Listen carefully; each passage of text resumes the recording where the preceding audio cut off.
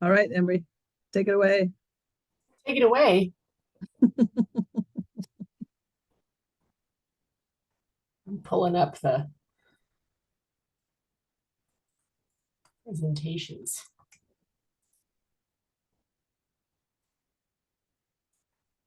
Do we want to give a couple people, we want to give people a couple of minutes? You want to keep going? Oh, I think we could do a little chit chat. Nate, how are you doing? I'm doing great. It was so excellent to see so many people that I've been hanging out online with for years at this point. I And know. yeah, that was a really productive conference. The the permafrost tunnel was way more interesting than I expected. That was really cool. Like Pleistocene era methanogens. Let's go. I wonder anyway, who's doing that stuff? I'm sure we can track it down. One of our team, Oh, Robin Barbado, was on our team at the very, very beginning, and then she dropped off a little bit. But she is a U.S. Army Corps cold weather mycologist in New Hampshire doing the sequencing on all of those critters. that's such like mad scientist, like I don't know, love it. Yeah, at one point she was joking that she might have us blocked from touring the tunnel because she was going to be doing actual research at that time. But I wish she'd have been there and we could have met her. I know it would have been. I didn't see why that would be a block myself. I was like, what? Yeah. We could all help. But there are a couple of people on here that I don't know, which is awesome because that means we're expanding. But we might want to do a quick. yeah, go around. Okay. Around, or we can just call people out.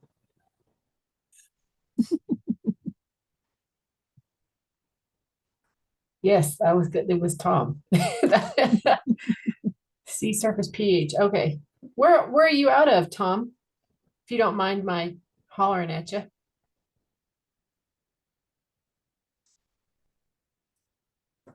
You're on mute if you're talking. Oh, near Seattle. We're near Seattle. I mean, some of us are. Yeah, I was gonna say not actually. So many of us are. Cle Ellen. Oh, Robert Benson! Yay!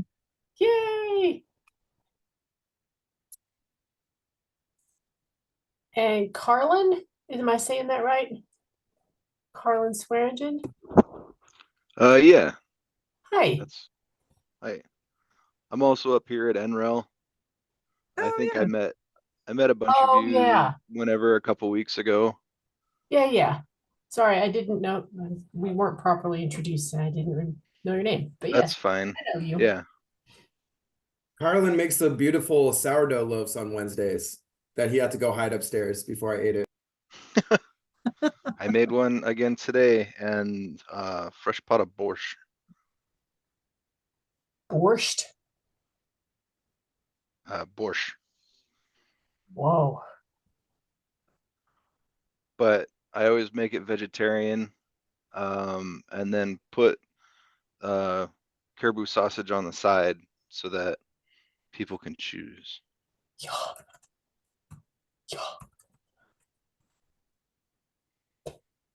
So Annie gets it. I was going to say thanks for the pro tip to Carlin because I have not been downstairs yet and I have motivation to come down now. Yeah, there's fresh dill and sour cream in the fridge, and everything's as far as possible made with local vegetables, so beets and cabbage and carrots and stuff. So why'd you all leave? Look at the I options know. here. What are the job openings like up there? Oh, I think you can just come in here and whisper one and Bruno will make it and hire you. Nice. That's so much more casual than any other federally related thing I've ever encountered. I say as a federal employee.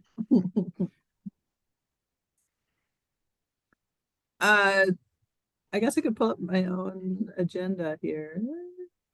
Just start Like we checking. need to, yeah, I feel like we had action items that fell out of the meeting that we need to start.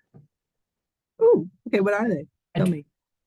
Well, according to the schedule, the promulgated formal schedule that is now, that was documented and codified on giant sticky notes. We need to, we should probably start, I mean, the sort of design team, coalescing around like a schedule for a subgroup to do design team kind of focused efforts. I know that NREL and EPA have a plan for what this thing is going to look like under different kind of scenarios, right? It's a barrel, and you're going to try to do it under 3 or 4 different scenarios for You mean- testing. Yeah, But I think, 55-gallon drums.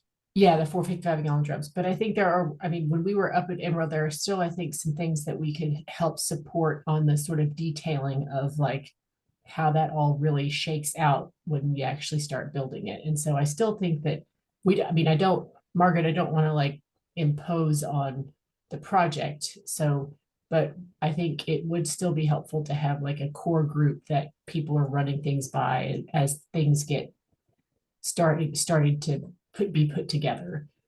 So that was like the first thing that I think that we had as a thing to do.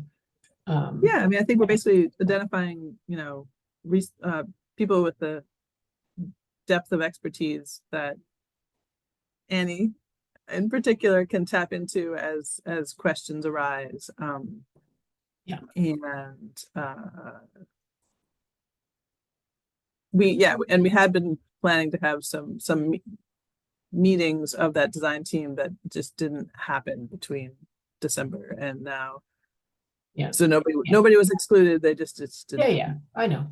And then, but I also feel, I know Angela Bywater was also raised her hand to be on the design team too. So even though there are some people who are not on this call, I think that, again, that like the picture of the sticky note that has who's doing what with the dots, we need to just pull those guys together and start up a separate group. I don't know if we want to do that through IARPIC, which would mean having Liz set up, if she would be amenable to it, setting up like a separate subgroup email for reminders and team meetings like that, or if we want to do it through my Brown and Caldwell address or the EPA, or how we want to do that. So that's. I don't think we want to do it through EPA only because our ability to pull our teams is not great for folks outside. It's just anyway, which is why we found the IARPIC home. Yeah. Liz, would you be able to help us set up a separate kind of meeting cadence for a design team subgroup of these lovely people? Yeah, you would just need a separate set of meetings, or would you be? Yeah. A separate set of meetings with a different email group. Yes. Subset. It's sort of it's a subgroup. Just like a subcommittee of our team. There you go. Yeah, I could definitely set up another set of meetings for you. I need to talk to the secretariat about whether like adding a whole new, basically community of practice is what it would have to do to be a like email subgroup. Yeah. How many people are we talking? Let me pull 10? Let me pull up my picture. There's some chats that I got a new computer. There's some chats and I can't see the chats. Oh no. Can you guys see them? Took me a while. I had to play with my screen, but I can see them now. Yeah. Mm-hmm. Yeah, I was seeing those. I also wanted to say previously there were just a couple of NREL and Chad design team meetings together, and we were just basically coming up with a date during these meetings and saying, okay, when are we going to meet? And then we were just making a Google event and just doing it kind of in parallel. Instead of making another subgroup, that seems a little more complicated. That is probably the easier way to do it. And I could absolutely help you set up Zooms and that kind of a thing. Yeah, that's probably the more straightforward way to do it. If it's a group of 10 that is capped at 10, you're gonna have more luck just doing sort of like direct email the group. It looks like Remember, there were 10 on the design team. Nine. That was the maximum for the different groups. So yeah, 10.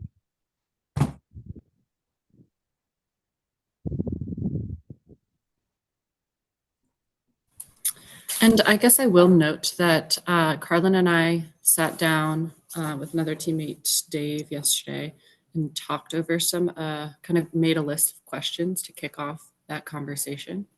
So I know that we have just a few of those elements we are ready to run by some folks as soon as possible.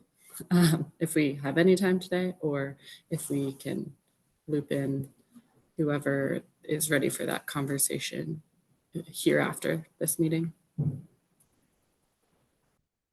mean, I'm always hot to trot, but I think we should really have everybody together, specifically the Dr. Jaime Marti and all of the cohort from Colombia. They were pretty much all interested in being involved. So I think they were also kind of trying to emulate their design in the end. So I would prefer to wait until we have them all. Are they available after a certain date? Nate, is it because of their academic calendar? I'm not sure. I think some of them are going to try and show up to this one, and I think they're generally open. They're like, yeah, let's be into this. We might Like need magic. Jaime, Yeah. there he is. You just joined? Yes. They're in sunny Vermont. Oh, there we go. Doesn't look like that in Vermont right now.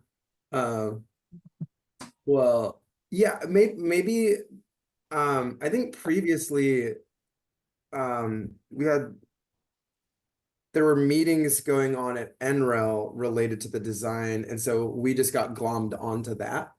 So maybe we need to come up with dates to meet, just like scheduling through email.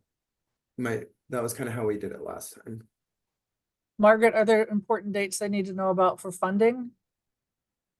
Like, does funding No. disappear? Yeah, is there any project schedule that is now?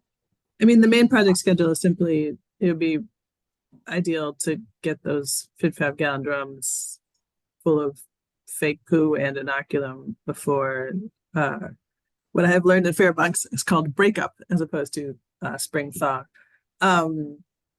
That's the main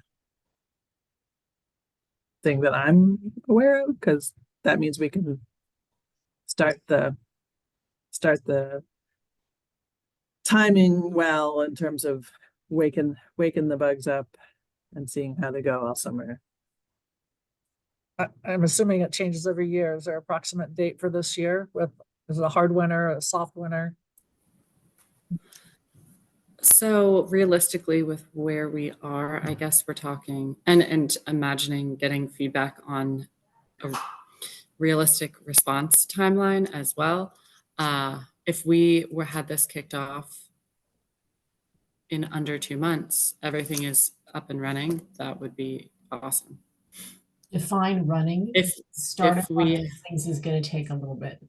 Right. And if we had enough, like our supplies ordered and construction beginning and like basically everything on site, and we're working with it and getting feedback as we do in a month, that would be like totally unrealistic perhaps. That's but I'm looking at the faces right now, but yeah, so end of May, changing pretty quickly. But yeah, if end of May we end of May, have a working draft and structures here. And end of April, supplies on site. Does that spark joy or spark fear? That sparks joy. I just, Okay. I'm also looking for feasibility checks because Yeah, if I say that and then it happens like if I say later, then it'll happen even later. Right, right. can I just, again, like from a logistics standpoint, what is your procurement methodology for supplies? I mean, is it Amazon, or like, what is do you have specific contracting mechanisms that you have to adhere to for purchasing? Like, that would be good to know so that we understand like, what those limitations are too. So Margaret can speak to this as well, but there's kind of two different procurement avenues. One is via EPA. So a lot of the larger supplies for the system setup are through our colleague in Cincinnati. And then a lot of the synthetic feces supplies that will be mixing on site are through the NREL procurement process. So two different avenues there. Yeah, Can you say basically, again what went through? on Max's credit card, the better, because then that doesn't come out of the main project budget.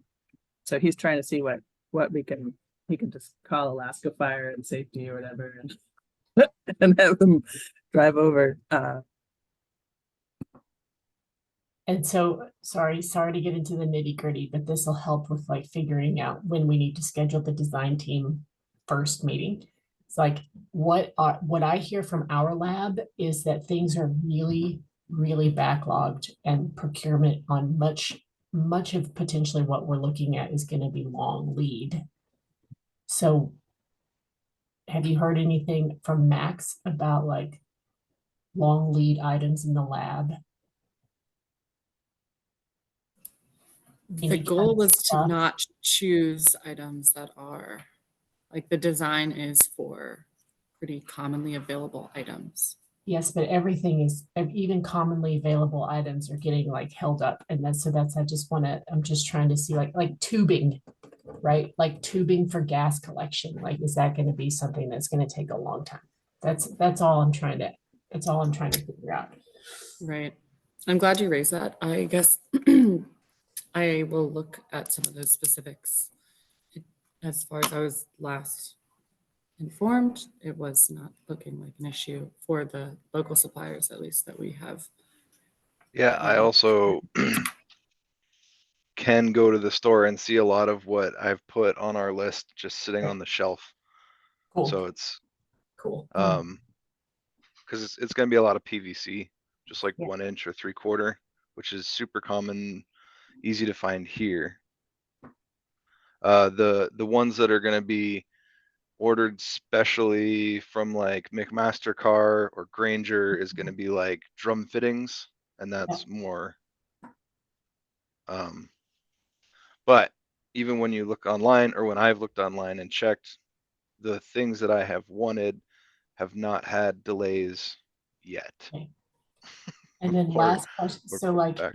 there is a research component to this, which means an additional kind of purchasing that for like pH meters and things like that, yes, are not going to be part and parcel of the end product when it gets deployed to a village, but that we still have to buy for the project. And so there's also stuff like that I'm curious about, lead times, and then like that list of the monitoring piece, right, for the actual research component and the stuff that has to be on site for that. So those have actually already been ordered and have started arriving. Okay. There might be a few additional, but we've got sensors in hand and on the way. Great. I saw a note from Simone, but I couldn't read it all. Simone, before you leave, do you want to come off mic and? Yes, sorry to interrupt. We're hosting a training here in just a couple minutes, so I will need to jump off, but sorry about that. Yeah, I just included in the chat, we put together presentations and recordings and photos on a website from the workshop. So I just included that link. And then just a reminder, for anyone who is submitting, you know, a pre-approved reimbursement, please get that form in right away. Joy, I think I've only seen 2 dropped into our SharePoint file, so that can be sent to Joy or myself. But we, Joy, I don't know if you have anything to add on that, but I know we kind of need to get. Yeah, I've only received the 2 so far. Yeah, so I can send out a reminder email perhaps by the end of the week. Yeah, that would be helpful, so we can get those out and get our accounting in order. And sorry, I have to run, but really good to see everyone. It was so good to see everyone in Fairbanks. Thanks so much for all your help, Simone. That was amazing. It was so fun. It was so great. Yeah. And Yeah. give all of our thanks to Lynn as well, especially for a fast recovery. I have, and I will, and she is doing a little bit better, so that's really good. So yeah, Okay. she'll be joining us again here when she can. Yay. Thanks, everyone. Good to see you. Thanks, Simone. Yeah, have a great workshop. Bye. Hey, Joy, just for a head count, you've got 2 out of how many that you're expecting for forms back Oh. for reimbursement? I haven't got the actual number, but it must be 15 or so, I think. Okay. So yeah, I can do a proper Yeah, total, I was just but curious. Okay. yeah. How big a I list should is it? say as well, Robin sends his apologies if he doesn't join. His brother's not well, so he's going to see him. And Tom did put an email out saying he was busy as well today, so he can't make it. I asked Tom if he had anything to share, and he said that he thinks he's found a new source for money. So that seems Great. worth noting. He didn't provide any specifics or details, so that'll leave us Also, wanting also to a know. hot schedule item. Oh, what's that? A perennially hot schedule item. What does that mean? Hot tubs. Pseudomonas. What? No. What? We didn't hear what you said, Embry. That's okay. Inside joke. Inside my own head joke. I All right. will glom on there that I did hear back from the people at Carollo, and their budget was tight this year, so they weren't able to send any funding towards this event. But I'm having a meeting later today with the person who coordinates that, in order that in future, if we're doing more stuff, I won't email her like 3 weeks beforehand, and maybe there will be a better chance to be in the budget. So I'm working on that for future things. And also, Joy, I decided that it's worth $20 to me to not fill out accounting for my Chena Hot Springs trip. So don't expect anything from me.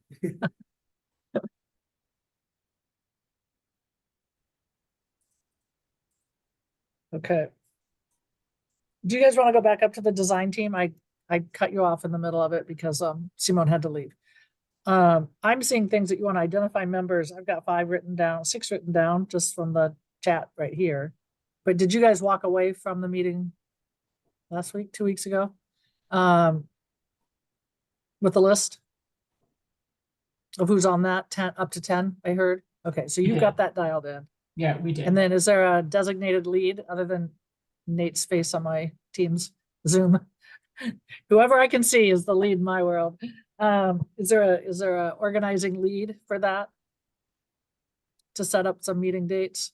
I'm hearing a 2-month process. We're in the last of March, so you've got 10 extra days if we don't count March to have meetings, identify supplies, order supplies, and get them on site, is what I heard. And So is it's a that what the little design team is accomplishing? Annie is sort of the central person for that. Okay. But she's also new, so I don't know how comfortable she is in adding this to her duties. So yeah, I was gonna jump in and say that it sounds like I would be I am comfortable in that role with the caveat that there are a lot of folks in this group that I have not yet met. So just to let them know, that would be why I have grabbed their email and am pulling them in. And if we can coordinate that over email and try to move it forward quickly, I'm happy to be responsible for those communications. We'll call you the coordinator, not the lead. Okay? Not to Sure. de-emphasize you, but to depressurize you. Sure. Thank you. And I know I met a lot of those folks and I was there for the action item end of the workshop up in Fairbanks, but I think someone else has that list if they wouldn't mind sharing with me. Or maybe Embry, if you, or Joy, if I'm you putting have it in the final- chat, but I'll also, I'm just putting the names in the chat right now. Okay. So that everybody, but then we will also, and then, so, but except that Alex, you just said in the chat that you wanted to be on it too, right? The design team. So I'm adding you. So this is what we have so far. We have Nate, Lily, Jaime J, Jaime Marti, Jasmine, Angie B, Eli, who was the Alaska DEQ fellow, right? All right. Mike and Alex Pillis. So that's who we have. Those are our red dots right now. Got David on there as well. Embry, did you say David? Oh, you know He what? was You're he right. was down on I the list. totally, yep, totally, absolutely. Thank you. I had him written vertically. And you said Um, Angela Bywater at the top of the meeting. Yeah, that's Angie B. Okay. Yeah. So that gets us to 11, but I don't think that's Yeah. a problem. Just me. We can count you as half, Nate. I think But we everybody expect double contribution. We just won't count you, but we still expect double Yeah, contribution. it sounds good. I'm off the books if you need. Right. Okay, and Annie, do you have all those emails, do you think? I most of the content I have has been forwarded messages, so it might take some deciphering from different sources. So if there were like group email list I could pluck off, that'd Yeah. be easiest. Margaret or Embry, could you pull that together for her? Joy, Since you guys Joy probably have a actually lot has of. one. Oh, Joy does? Come together, yeah. Okay. So we have. Joy, is that all right? Yep. We've got. Thank you. We have, the only one that I wouldn't be sure about is Eli. Let me see. If he works for DEQ, there should be a I have generic. Eli, yeah, we got Yeah, it. it's Yeah, public I've got document. Eli's email. We've got Yeah, it. I've got Okay. those. I've got all those. Oh, good. Yeah, I don't think I have those DEC books. Hey, Jasmine, you came on camera. Do you want to unmute? You just popped on my screen. Oh, I was just saying that I had Eli's email as well. Oh, okay, But it looks like we all have it. So perfect. Thank you. I don't think I do. Incoming. Joy, is it okay if I just forward everybody this email list? Yeah, don't see why not. Oh, darn it, I can't put it in the chat. All right. Annie, what else do you need to do? What else do you need from this group now to get started? Do you have enough? I think that's a great start in terms of just the specific questions we have listed Right. today. I think that I will just transition those over to the design team so that they're all on the same page when we get started kind of as a group. Okay. I will, with Carlin, work on pulling together a kind of a presentable layout for the design that we're working with right now, so that we'll have an initial presentation to provide and then a space for all those questions and feedback. So we'll it sounds do like you that kind have of a in good- advance. Yeah. It also sounds like you have a good supply list, either that you know that you need or things that are coming in. So Yeah. sometimes that's a good visual help for people.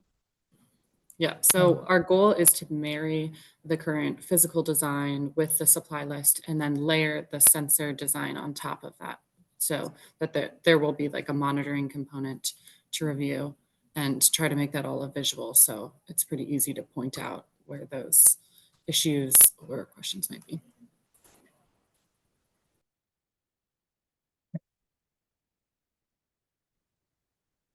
Thank you so much for helping us structure that and pull the right people together. Yeah, no problem. Anybody else have anything that you're thinking about for this design team that we haven't talked about so far?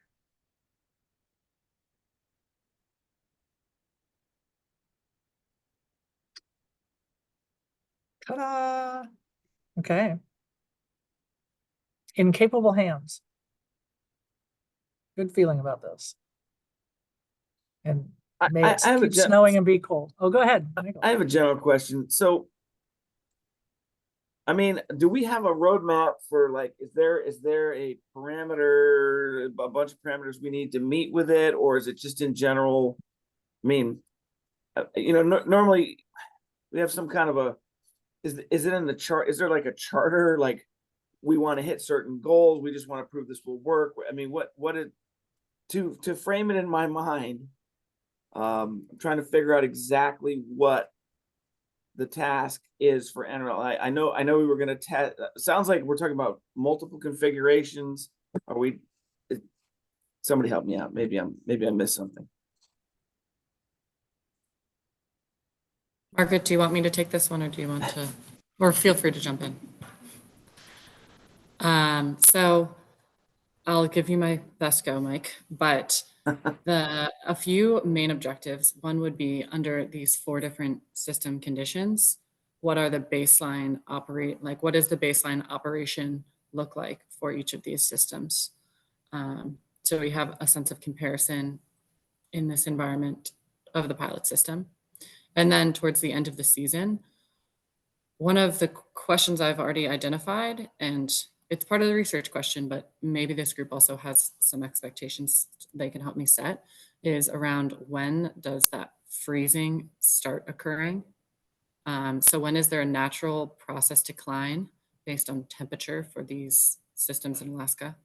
And so when, after the freezing takes place, and we go the whole winter, well, first of all, is there any issue with the kind of a freezing thawing process during the season, the shoulder season?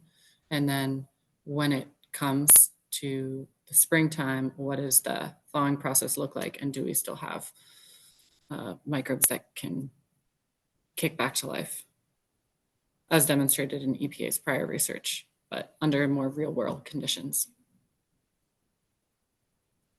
Yes, Embry. So I think one of the things that we also probably need to pin down is how that is going to be, what are the metrics? So like typically when we're looking Yes. at aerobic digestion performance, we're looking at volatile solids reduction, right? Presumably we're looking at pathogen implications for pathogen loads. We're looking at gas production, right, for the energy that we can get out of it. And so I think maybe also what Mike is getting at is like, what are the metrics of evaluation they're going to be using to determine the feasibility and the applicability of these things? Is that right? That is exactly what I was asking, Embry. Thank you that you hit on metrics, which is the word that was not popping out of my mouth. I mean, because when I hear sensor array, I'm like, okay, sensors for what? I mean, are we focusing on biogas? And the other question I have is, it sounds like all scenarios being discussed are going to allow for full freeze. Do we want to have an option that we keep in a warmer space that doesn't freeze to see how it performs at a lower temperature, but doesn't? Because full freeze to me is like, seems to me like outdoor. And I mean, there's obviously some applications for, it's indoors or buried that are not going to freeze, but will experience lower temperatures. So I'm just trying to figure out what our boundaries are. So you, I think, are perfectly poised to give us some thoughts on that.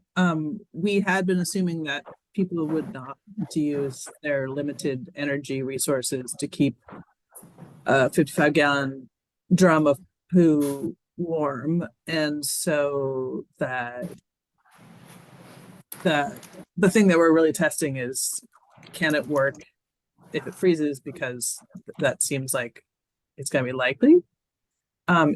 If you think that there are going to be situations in which people would, and then also with the sort of some of the main communities I've asked for assistance being out in the coastal plain where in ground doesn't seem practical, that hadn't really, but so yeah, the sort of the the core thing we were testing is can you have it be part-time? Can you have it be frozen in winter? Okay. And that's great. As I was just trying to figure out what that was. I mean, we believe that happens all the time up here, right? I mean, all of our lagoons, mostly freeze. So, but we don't really have any good data for it. So if that's the goal, if that's one of the primary goals, that's great. I've been kind of fishing here, and I've kind of tacked onto a design where we're going to be putting, it's a separate issue, but we're going to try, we're converting a lagoon to anyway, we're adding some aeration to a lagoon so we can avoid building it out to like 10 acres. And I've convinced the designer, because he has budget, to stick a large septic tank ahead of it. And so part of I have a selfish interest here that what kinds of sensor arrays you're looking at, I want to be able to mimic it in that project, so we have a larger scale thing going on of our own that we can compare results with. It's not going to happen this year. It'll probably be next summer, probably summer of 2025. But that's going on in the back of my head, and that's why I'm asking these questions. Because in that case, it won't freeze. And we've discussed possibly having a small warming loop in it to keep it at a certain temperature. That, I think what I heard was 45 Fahrenheit was the lowest anyone had gotten it to work for at the conference a couple weeks ago. Yeah. 4C. What is 4C? I heard. Oh, really? Okay. Because I remember that number sticking in my head, and I was surprised because it's not what we normally get quoted from folks like Eli at DEC. Anyway, that was Tom Curtis's Ember you're thinking? I think it was, yeah. Yeah. And I don't want to get too far off the topic, but that's why I was asking about what particular scenarios we're going to go through. Yeah. And would it not be a good idea to have one that we keep at a controlled temperature as the control to compare the other results to? I mean, it seems like that'd be the logical thing to do anyway. Yeah. So I see Robert's hands up, and I also want to pivot back to something I heard Annie say, or one of you say earlier, that did you walk away from the conference with a couple of designs? Is what's sticking in my mind. And does this incorporate what Mike is talking about? Or would this be additive or something that just add to the agenda?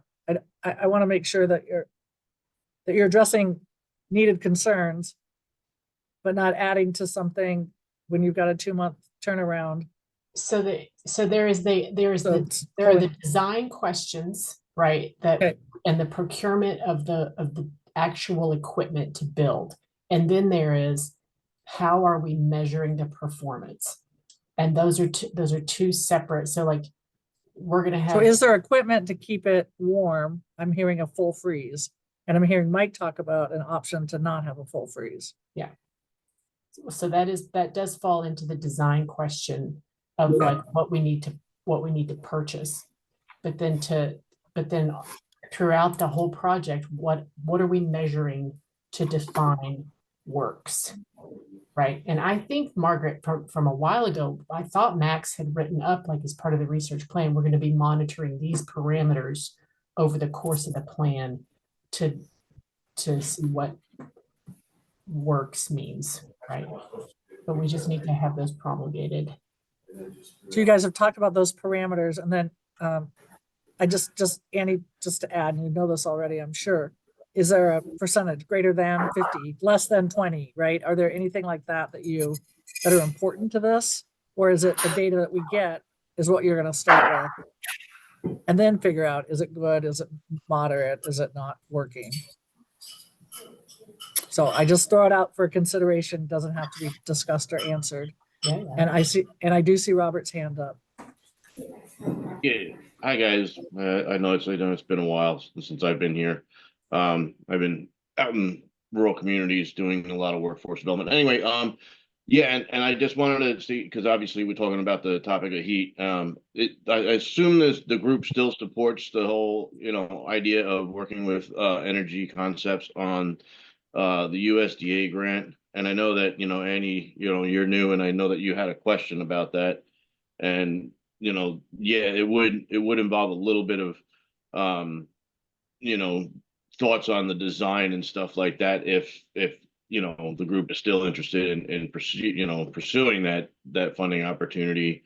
For those that don't know about it, what it is to include the concept of having a solar collector and a heat pump to provide that that heat that could potentially operate through the winter, assuming that we can create enough biogas to also work with the solar collector and the heat pump.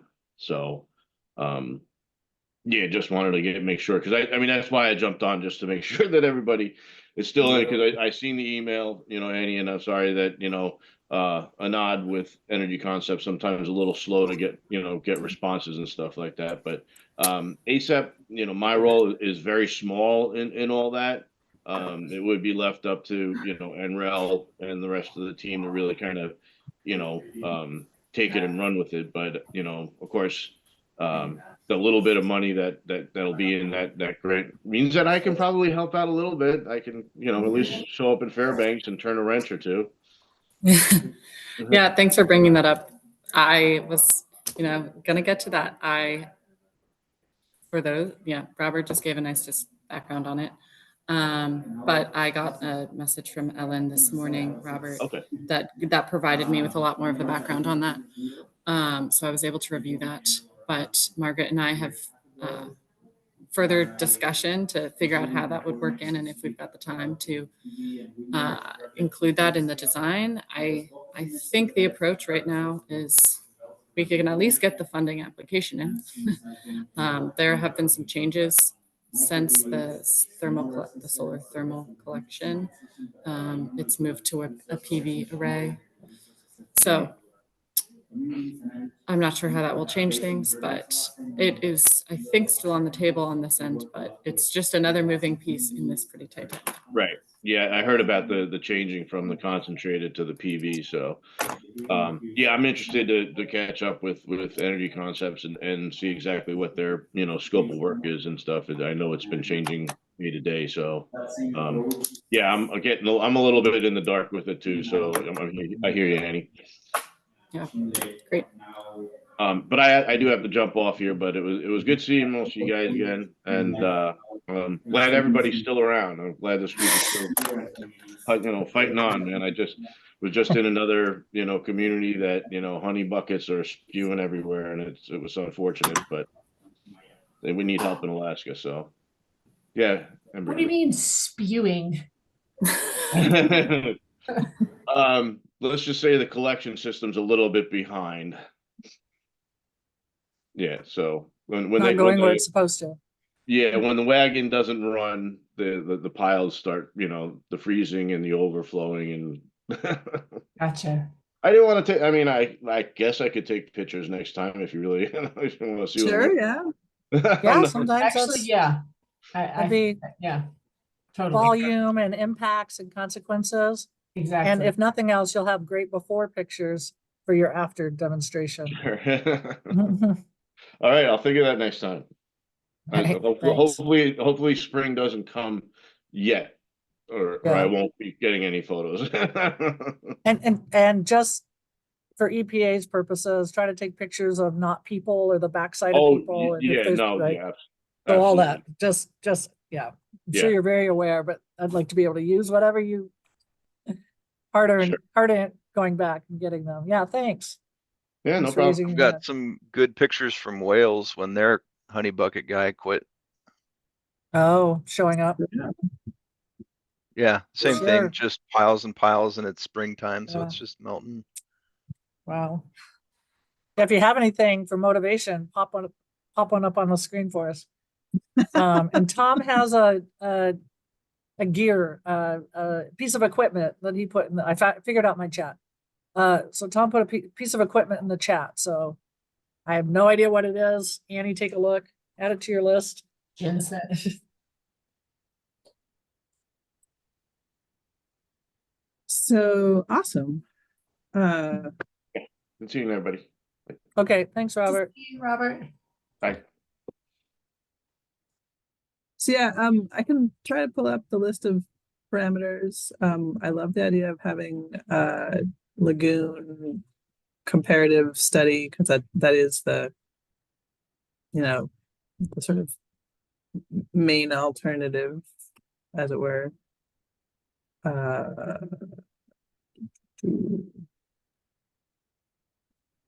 Well, I love the idea of having a heated control, and that was something that I took away from Tom's talk, is like, have a control that helps later.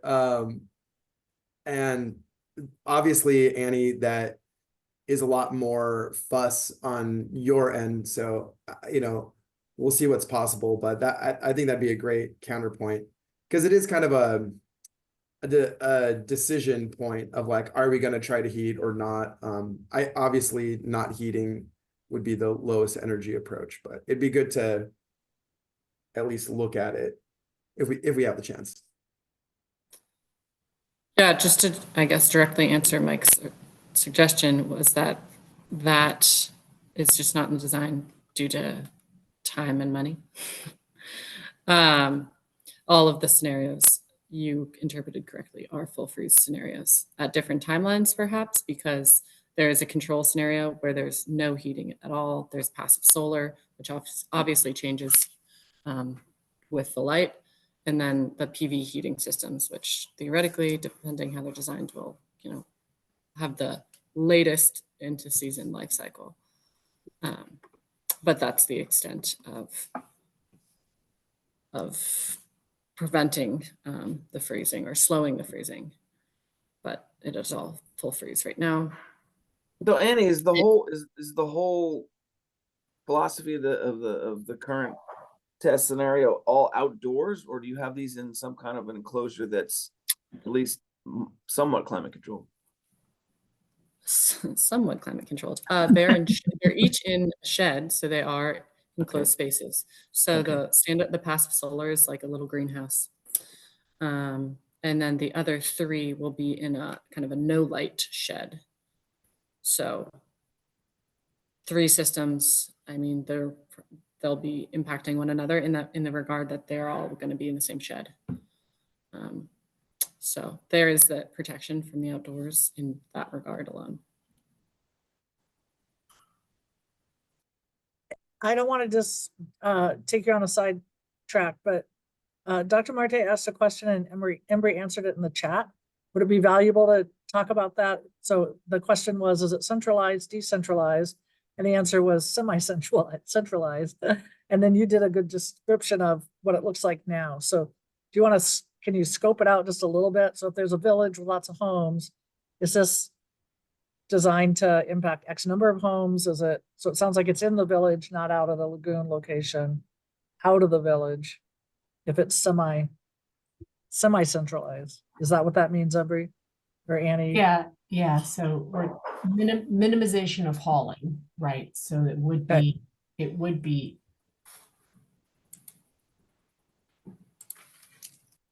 nearer to people's homes than lagoons, right? Near but not in. Some central locations within the village. Okay. Yeah. And so Dr. Marti said then the heat. Is that what you said? Do you want to come on, speaker? I don't want to speak for you. Heat can be an option. Hey, nice to see you. Liliana has been sending to me some pictures and photographs from all of you in Alaska. I think has been a very good moment for you, no? And I have to. And there's a link in the chat, Dr. Marti. Yes. So go look. Okay. Right. I have to look for it and to review the presentations. But some tips. Liliana sent me some tips of the meeting.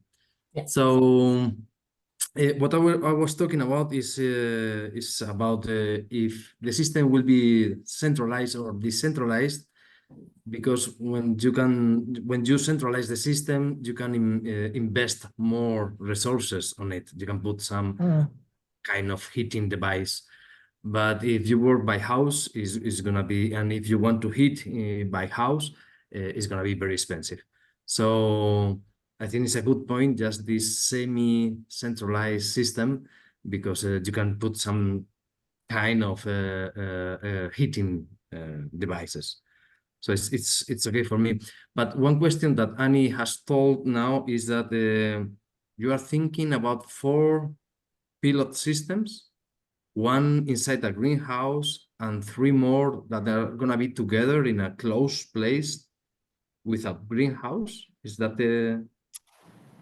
The shed enclosure is not a greenhouse style. It's just a shed that would have a kind of a control system which doesn't have any applied heating, the very basic.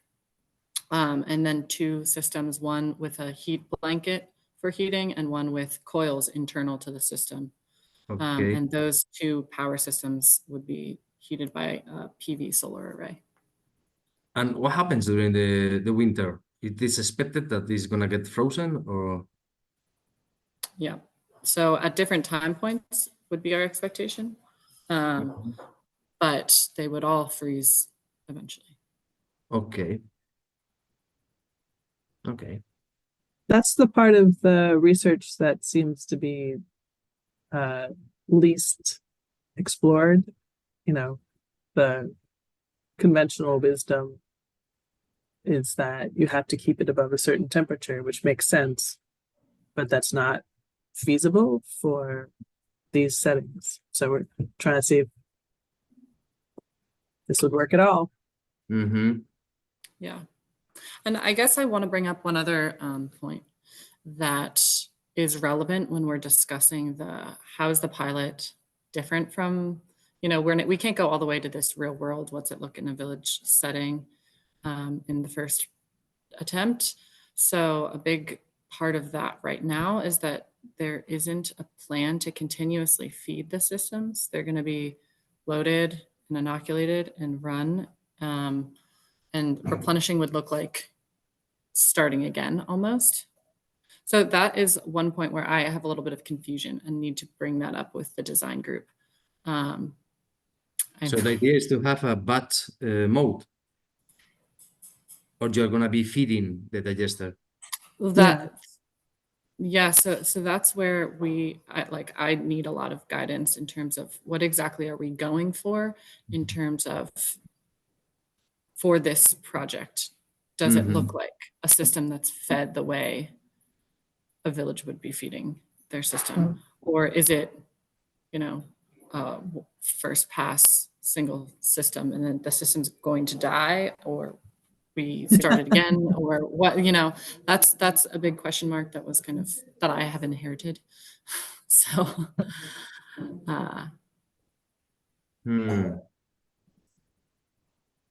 And that is a big question mark. Yes, it's a big question, but I think you are gonna have different answers, no, from this question. If you do a batch mode, what are you measuring? You are measuring, I think it's not relevant what the information you're gonna get, because you will begin during the summer to run these batch digesters, and they will begin to work, and later the winter comes and everything ends. And what happened? You will wait until the next summer to see if these digesters recover. And I think that has been already done it was published in a paper. So the only difference is that you are doing this in bigger scale. I think that there is a lot of difference when you work between batch mode and semi-continuous mode. So I think it's better if you have the opportunity to do weekly feeding to the digester, for example, just once per week, to see how the stationary mode is affected by the temperature inside the digester. That is what I am just talking while I am thinking in the same time. Sorry.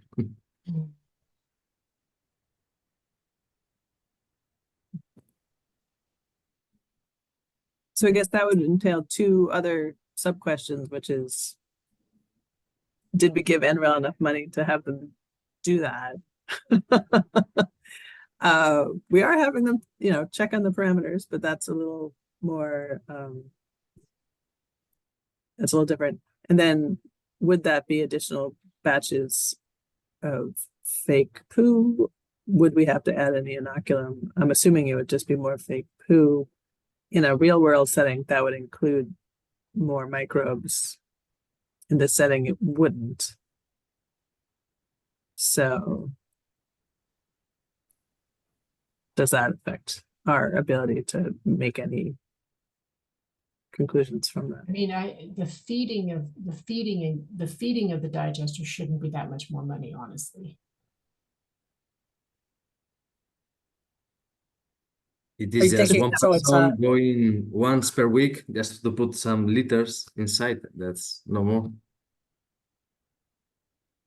yeah, so you've got the product and the time or the costs. And one of the operational things that I see that can be a problem is what happened during the winter, because if everything got frozen, all the liquid is gonna be like a stone. So the new feed that you put inside, what is gonna It won't block mix. the pipe, you know? What happens with the pipe, with the inlet? Yeah. So that is one of the things I say, how to manage the feeding during the winter. What do you do with all the stuff? I don't know. I think we have to think about it. I agree.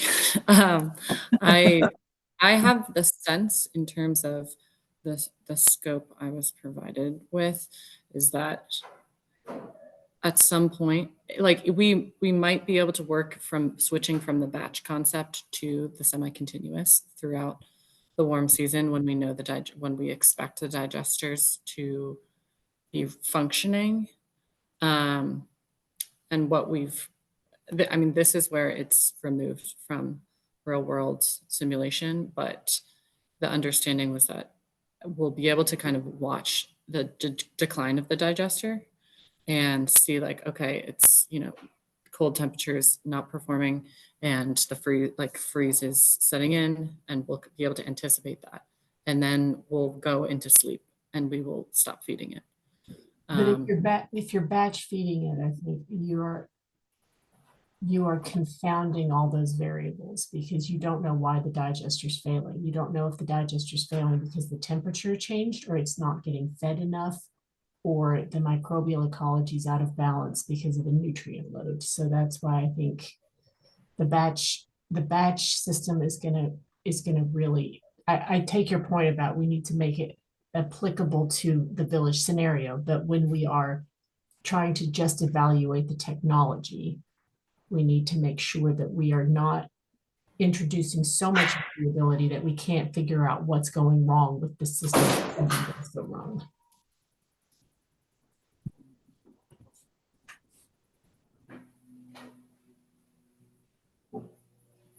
And I think that one point is that would be interested that during the winter, continuous feeding the digester. Perhaps you have all the digester inside frozen like a stone, and you will be adding new stuff inside the digester. And perhaps it's going to be just on the top of this frozen stone. But how this is going to affect the new beginning of the digester during the next spring? How this old frozen stone is mixed with this new stuff that has been coming inside the digester during the winter, and it's gonna get also frozen, I think so. How this affects the dynamics of the digester. I love that, Dr. Jaime, but we only have one barrel, so that will be, what did he say, spewing? That will be spewing out if we don't have enough volume. What happens if this barrel is only filled up until the middle, just half of the barrel, and you let that all of the top of the barrel is empty, so you can put stuff during the winter? I don't know. Well, and you don't, if we anticipate these barrels are going to freeze, I mean, just like when you're canning, you got to leave a little headspace so that you don't burst your barrel, right? So invariably, we're going to have some headspace in the barrel to accommodate what we anticipate is a freezing condition. So then now And ahead. Ember, even with headspace, you're risking a barrel rupture because, you know, the way ice forms, as long as that upper layer adheres to the walls of the barrel, and if it's allowed to freeze all the way to the bottom, you run the risk of either blowing the bottom out or cracking the side. So, I mean, what the case you're talking about is kind of the opposite of what happens in lagoons up here now, right? I mean, we tend to pump, what we do, and what Dr. Jaime's saying is essentially what happens, right? We form an ice layer, and then we just form a giant turdsicle that builds and builds and builds into a huge cone, and then rapidly melts in the spring. Now, of course, we don't really have, at least I'm not aware that anyone's done any good microbiological study of what's going on with the ice, and on, which is why these questions still persist. But I don't think you gain anything from throwing a bunch of feedstock on top of an ice layer, other than maybe finding out if that actually is consumed once it melts again. But it, you know, on such a small scale, I'm just not sure that if they're all, that's why I was bringing up the having one control, because if they're all allowed to freeze, I think we're going to get a similar result in most of them. I'm not, I guess, and again, I apologize, I'm not privy to exactly what configurations we're talking about, that might change that, but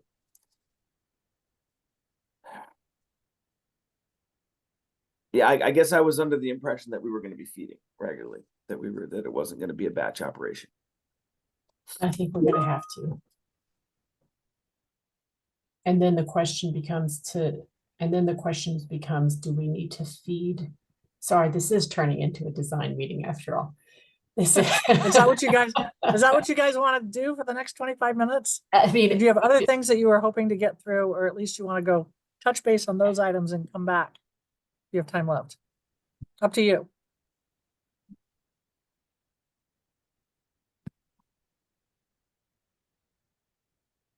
Okay, I'm not hearing any burning need for other items. Margaret, do you have anything on your list? Not really, no, this is exactly what I feel like it's most needed, Okay. so. All right, so keep talking. but I think we do need to answer the question about if we do feed the digester in a semi-continuous mode, are we feeding a ratio of inoculum to poop? Because again, like, you're right, Margaret, usually we are continually seeding their digester with poop and the bacteria in the poop, and so we don't have to add bacteria to it because we're already, but if we're feeding it sterilized fake poop, do we need to have a blend of inoculum and poop, fake poop, when we feed it as part of the regimen? And then I ask NREL, like, I know the reason we're using fake poop is so we don't have to get into the bacterial issues, but you are going to inoculate using anaerobically digested sludge from a wastewater plant. So how much more challenging would it be in a semi-continuous feed to continue to blend anaerobically digested sludge from the poopy plant into your digester as well? That's a longer term health and safety question than that just original inoculum. Do you have any feel for that? I had a meeting with our ESHQ officer yesterday, and it seems as though we might need to, we're working on the permitting, and I have some stuff prepared for our biological review committee, and that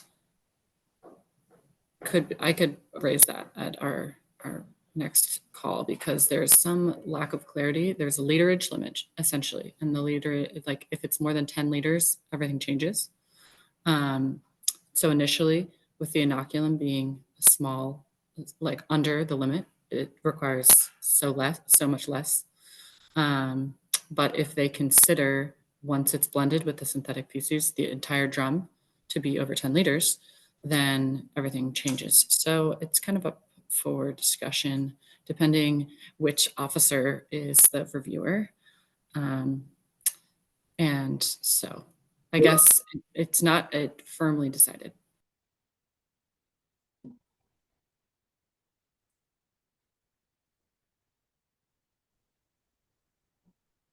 I don't know if that is a more complicated or a more optimistic solution for you all.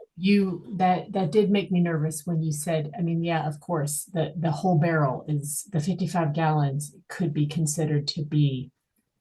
I mean, if it were a digester, it would be virtually all bacteria, right? Poopy. So yeah, that does make me curious about who your officer is going to be. I do think that there will be, you know, the way in which you're working with it is different. So, I mean, once it's contained, there is fewer routes of exposure. Yeah, right. Yeah. Versus if we're constantly including the feeding process, which is at each point another hazard, it just looks like something different when we go through the review process in terms of how many actions we need approved. But am I interpreting kind of everyone's commentary here as in agreement about the continuous feed being necessary? Semi-continuous. Sorry, yeah, semi-continuous feeding necessary. Yeah. And then if that is the case, when temperature decline becomes an issue, how is it that we are going to be able to understand what degree is that it's normal cycling based off nutrient load and reactions versus temperature? Because presumably we have baselined it with enough months of semi-continuous feed and have kind of gotten it started up in its steady state. That's going to be something that we're going to have to kind of figure out. Right. Okay. Like, it has to come up to steady state and be pegged. And then again, steady state is what, right? Like, right. So that's my understanding. And with the follow-up question being, how long, do we have any sense of how long it takes to establish the baseline and what steady state is under 4 systems? Yeah. I mean, like, you know, Nate, you've worked startup of a digester to bring it up to steady state. Dr. Marti, you've worked startup. I mean, 3 hydraulic retention times It's the hydraulic is the retention, yeah. minimum like rule of thumb, but that's like 30 days yeah. is minimum. But what do you think, Dr. Marti? Depends a lot on the temperature. If you are above 25 degrees Celsius, it's easy to get in 3 weeks or 4 weeks. But if you are lower than 15, can take 3 months. 15 degrees Celsius, sorry, because I know you talk about Fahrenheit. Yeah. Well, I know we'll be good how by to translate the September. Fahrenheit. I think Jasmine had a question a little while ago, and I don't want to have that get lost. Where's in the chat? I didn't wasn't a question. It was just I know that this doesn't really have to do with this design process right now, but Eli and Tom Curtis and I were going to start a seed. And he has access to a microbiology lab through UAF because his wife is a teacher, and so he has like the necessary tools for us to be able to go and collect microbes. And I know that us 3 are going to be meeting, if not like connecting this week, maybe next week. I just wanted that to be known. Yeah, that's all I wanted to add in there. That is awesome. No, that is great. That reminds us that is an option. But in this particular design scenario, if we're starting with a seed from an anaerobic digester that is at a wastewater plant, that's going to be a mesophilic culture. And so we're going to, once Jasmine's got the seed going, then we're going to probably have another barrel.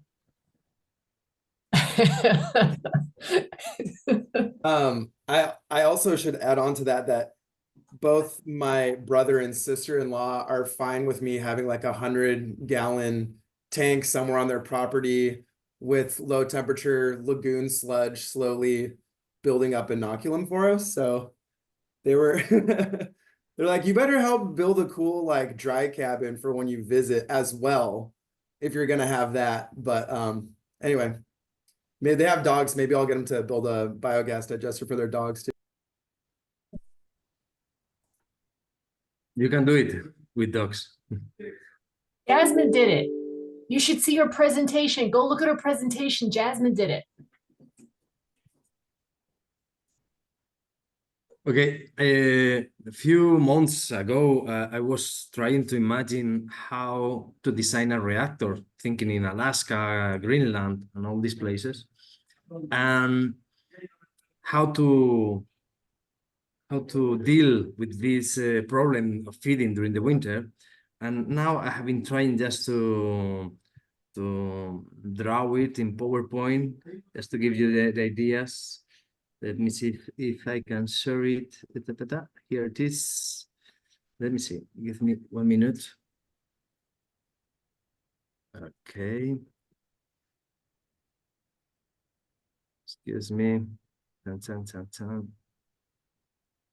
Yeah. No. Okay, I'm gonna hold the. Here it is. Okay. Can you see some draw something? Yes. Okay. This is strange, but think that this is the place where all the stuff and the slurry is gonna be. This is the level of the water in the reactor. So this is the way of the outlet for the biogas. So this is only the biogas well, these places. And the idea is what happens if you put the stuff, the poo, just in this place. So let me see if this works. Okay. Okay. So during the summer, the poo is gonna arrive to the water. It's gonna be a fluid water, and everything's go down inside the digester just by gravity. This happens.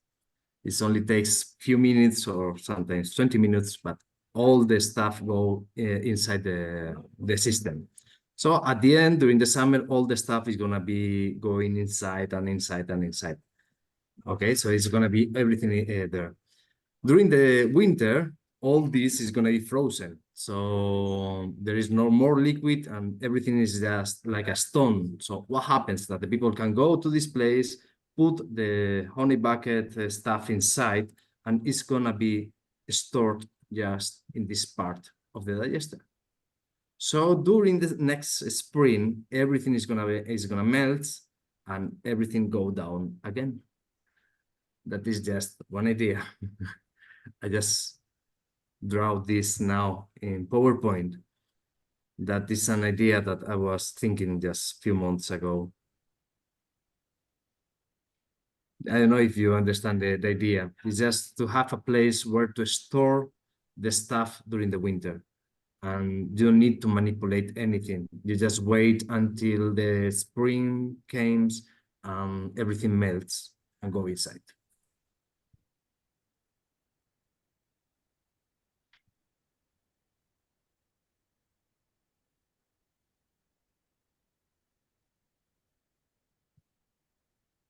What questions or comments? do you have? What worries me about this is that is going to have to be a significant volume.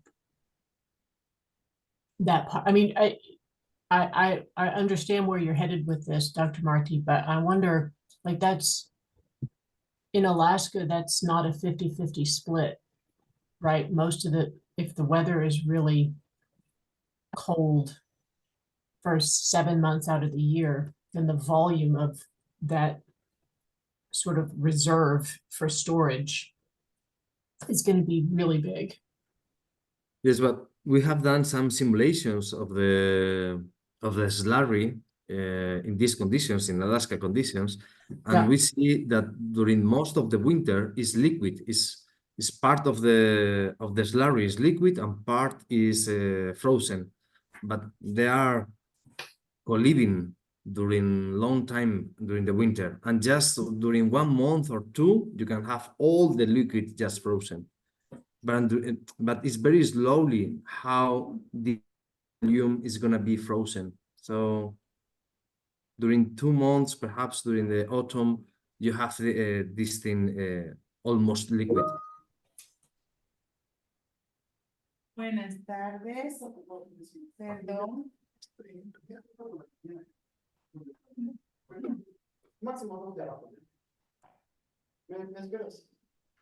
Well, that's good news. If it's only solid for a shorter time. Yeah.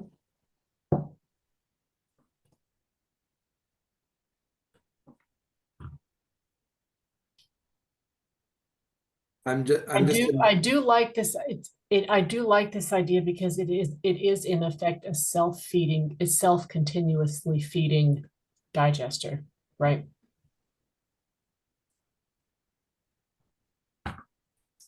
I can't help but think of the bottom part as like the barrel, the 55-gallon barrel, and then, but I'm like, how do we extend it? Like you said, if we were gonna do continuous feeding, I mean, maybe Perhaps you need 2 barrels, one on the bottom just to be the real reactor, and one more barrel in the top where you collect all the stuff during the winter, and both are connected. and get like really big, maybe like Yes. 6 Yes. inch something. Yes. PVC connection. What would there be? You were the NREL folks were mentioning having sheds. Do you think there'd be enough space in those sheds to have like two barrels on the side in some like wooden frame? Well, I'm thinking vertical space. Is there enough vertical space to stack them? Right? The sheds haven't been built yet, so we can make them the needed size. Well, we do have one shed we could use, and would fit maybe 2 of those as opposed to 5 or 6 barrels if they were sitting up vertically. The question becomes, how much money does EPA have to build giant sheds, and then do we narrow it down from 4 different things to 2 different things? Because we're adding on a lot, and I keep getting told there isn't budget for that. And that was on my end previously. Everything's kind of different now. So like the more ideas we add, the higher the dollar goes. Not necessarily. I mean, not necessarily. So there was a question in the chat about, can we have a visual on what these barrels are? And I for some reason, I cannot paste pictures or anything into the chat. Are we talking about kind of like those blue plastic? Exactly. A polydrum. The polydrum. Yeah. Yeah. Like a food grade polydrum. They're kind of everywhere, which is why we thought they'd be a good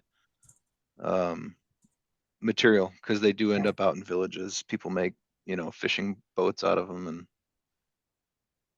I'll just, if I could share my screen, because this is what I've tried to copy and paste. I've tried to save things down into my whatever, and it's not working. So share my screen, and I'll just share screen.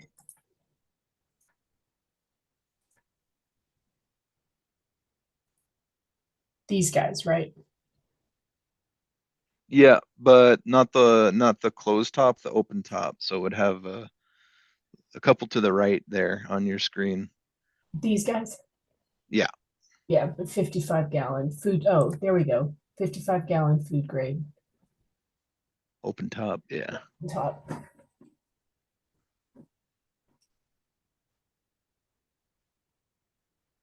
All right. Alex, you don't have to raise your hand. I have been working with those kind of barrels. But Um, Alex, you are on mute. Go ahead. No, go ahead. I want to hear Jaime first, and then I have an idea Sorry. on the same thing. I have been working before with those kind of barrels, and it's very difficult to seal the top. It's very, very difficult. Yeah, I've So also worked with those types of barrels, but for water treatment systems. And but in that case, you didn't keep the biogas. You just let it get out. But if you yeah, want to no, keep it was for inside the like drinking biogas, water. So okay.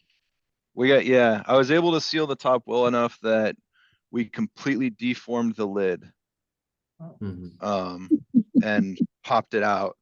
So a little bit of extra gasket material and what's that tape? Flex tape. You can get them pretty high PSI. What we did is to put in the other way the tank. So I don't know how to say. You put in the other way, so the gas is gonna be in the bottom of the tank, so there is no place to go out. The tape or the how to say, sorry, just put in the other way, and you can have the biogas inside this digester. Oh, I see. The gas leaks out past Yeah, the drum ring. So yeah. maybe a closed would be harder to manufacture, but better for leakage is what you're saying. Yeah, Methane it is sounds the like you escape. could skin this cat somehow or another. Barrels are sort of lovely in concept, but then you get into the details and they're pain in the ass because this is not what they're really meant to do. So that's fine. I like barrels. And the other day I was my son found a recipe for pickles. He's 7 years old. So now we have to copy the pickle recipe and make pictures and blah, blah, blah. Anyhow, the recipe is for 7 quart jars of pickles. Why is that? Because a canning jar fits 7 jars. Why does it fit 7 jars? Because you have a hexagon of 6 jars with a jar in the middle. You could do the same arrangement here and be pretty thermally efficient where you had 1 barrel in the middle. Maybe that's the hydrolysis tank, so to speak, where you have a shorter retention time in that barrel to do the whatever it's called, that first part of Hydrolysis. digestion. Yeah, you could even have a 2-stage system where you have the first tank and then the 6 ring tanks, whatever. So, and then it might help with the heating is all I'm thinking. And you could sequence things as well. And of course, for space, you have a pretty compact arrangement if you have 6 in a ring and 1 in the middle.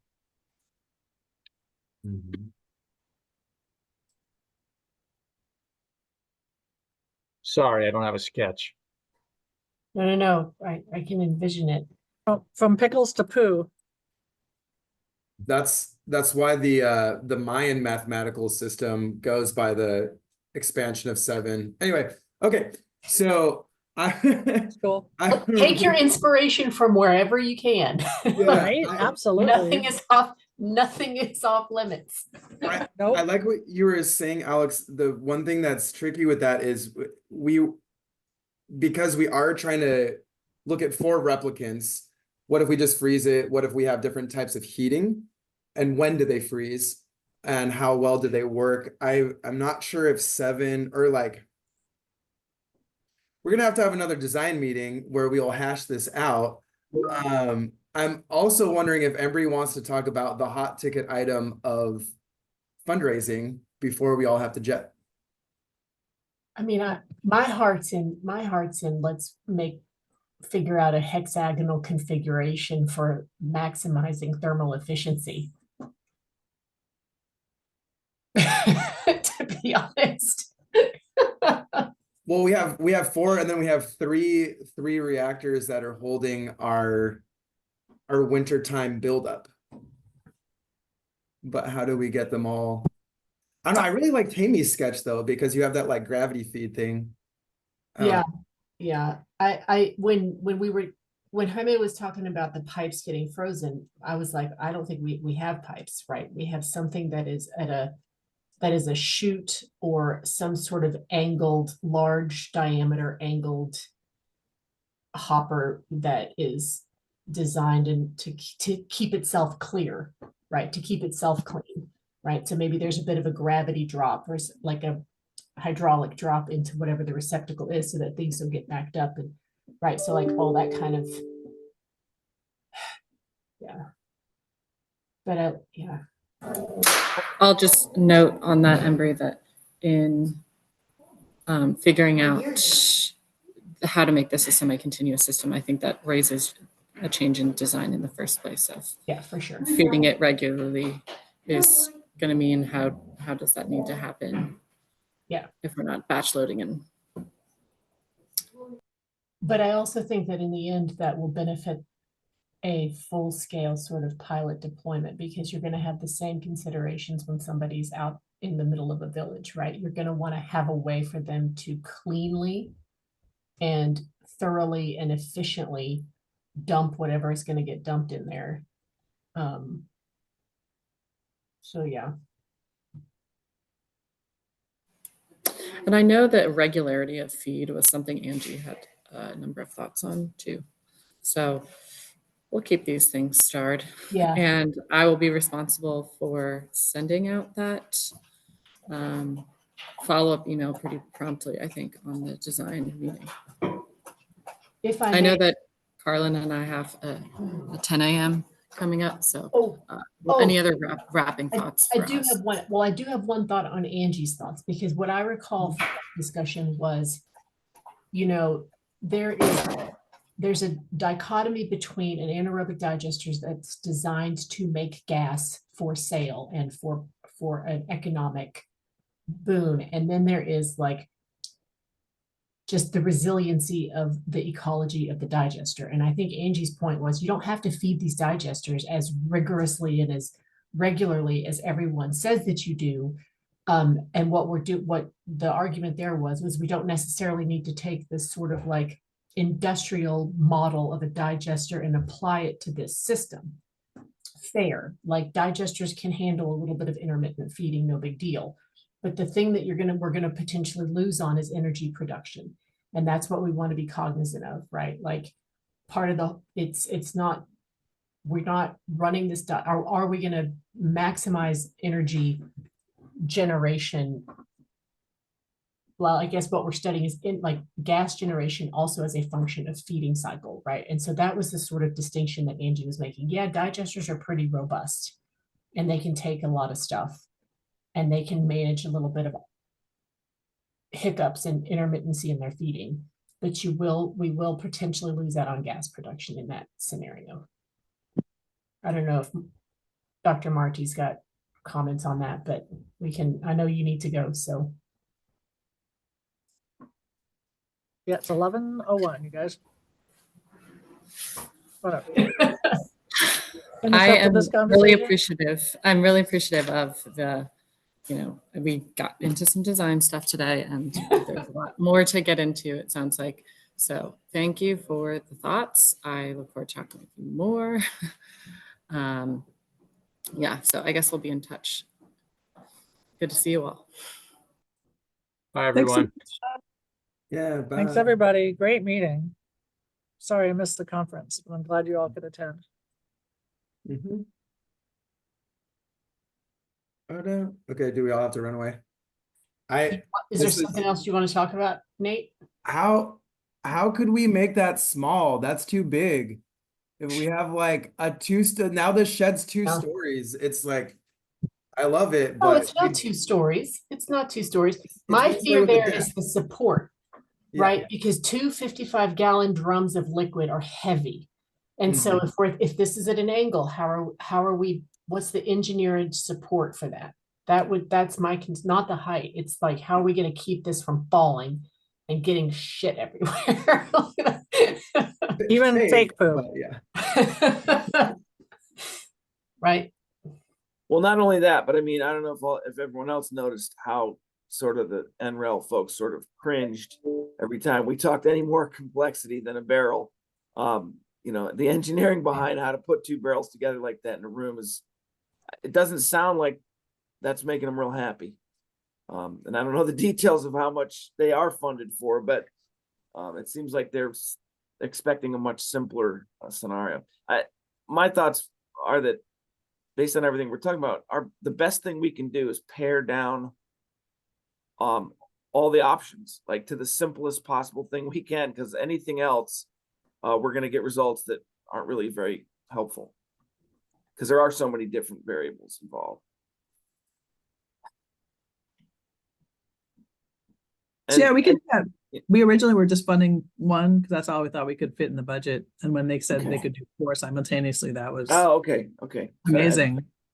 But yeah, whatever gets us results that are meaningful, yeah, would be optimal. So I guess the question I had was, do we have a date to continue this discussion? Because I think we're starting to move along, and it'd be great to I didn't hear a date. Did anyone hear a date? No, I think so. Is Annie gonna send out is she gonna be the ones that's organizes that? Yes. And so she needs to send a doodle poll to figure out. I will send her everyone's email on the design team. That'd be great. Yes. And then she needs to send out a. I thought Joy had sent that to her, Embry, at the top of near the top of the meeting. I thought. I've not sent it yet to Annie. Okay. I will do. But they had connected. Yeah. Okay. So Joy, you're going to send her the master email list, and then you want me to follow up with her on who on that is the design team. Is that right? I can add in who's the design team as well. I've got that list. Okay. Okay. Thank you. Yeah, no problem. Robin, I took a call from Robin. He just said his preliminary report for NATO will be in the next 10 days, going out to you all, I think. Wow, that's amazing. So, because then you need to apply for the next level of funding, someone. Yeah. Going to be that. So I know Pranila said that she would help on that, and then I think that's going to be. We're going to have to find a.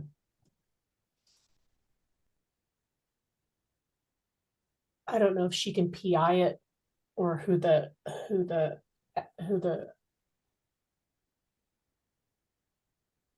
PI on that. I feel like we have participants from all types of entities, so we can find the correct types. Yeah.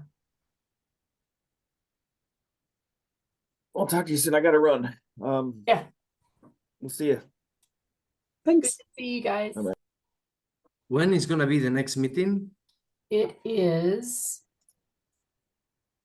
So we're not sure when the design focus meeting, which should be sooner. I'm hoping next week at the latest. Yeah.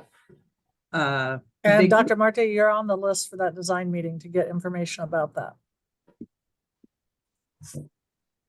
But the next one of these big group meetings is the 17th of April.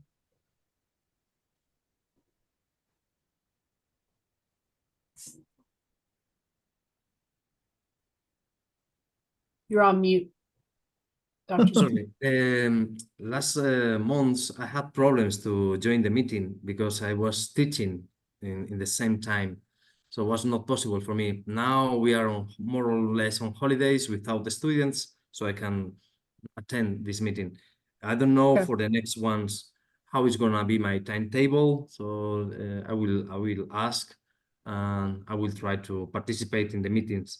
But if I do not, it's not because I don't want, it's because I have Well, to we'll teach. try.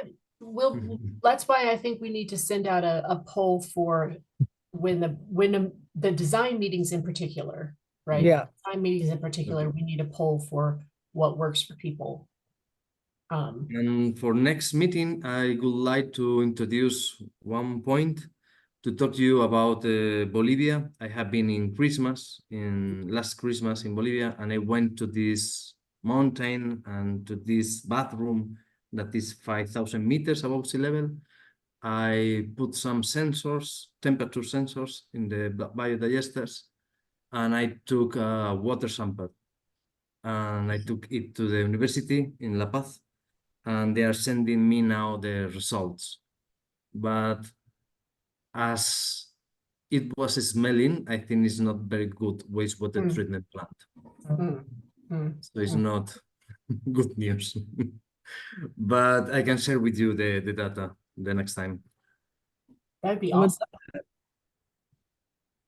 Okay. Ember, do you think you could send out, or I guess we could ask Liz if we can send out a poll for when. We've had this meeting time for years because it worked for me, but we can shift it to accommodate Dr. Marti and other folks. Could I suggest, so we usually take summer holiday, right? So we only have 2 more meetings, big group meetings until we break for summer holiday. So maybe maybe we should start that conversation for the fall and see if we need to shift this meeting time in the fall to better accommodate people. But I think for I don't know, Margaret, like for 2 meetings, I think really the more critical piece right now is getting the design team meetings really That's fair. really pinned down and like making sure that the people who are on the design team are able to come to those. Yeah, For that's the fair. next few months. Is it, if that's okay, that would just, I mean, I'm not gonna die on that hill, but that would just be my thoughts since we're wrapping up for the year before summer break. But I need to run to another meeting that I'm late for. I just saw. Sorry, you guys. Figure out the timing. It'll all work great.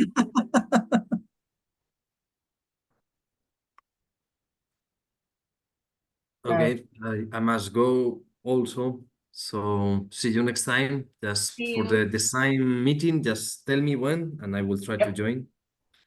And we will see also in April, I hope. Okay. Thanks. See you everybody. Bye, everybody. Yeah, I should probably run as well. I'm gonna keep thinking how to like make. I mean, maybe we're just like holding stuff in that shed, and then also we're putting it into barrels. We don't need the deck in there. Anyway, this is good. This is a great meeting. Structural. Yeah, I know. I'm gonna try and find a structural person to become Yeah. volunteer. Yeah. Okay. Well, I love this. I'll talk to you all soon. Bye. Bye. Bye. Okay, I'll Thank get you, that master Troy. email list sent to Annie, and with the design team names, I'll get that done right now before I log off for the night. Thank you, Joy. Okay, no worries. Okay, See you later. bye for now. Bye. Bye.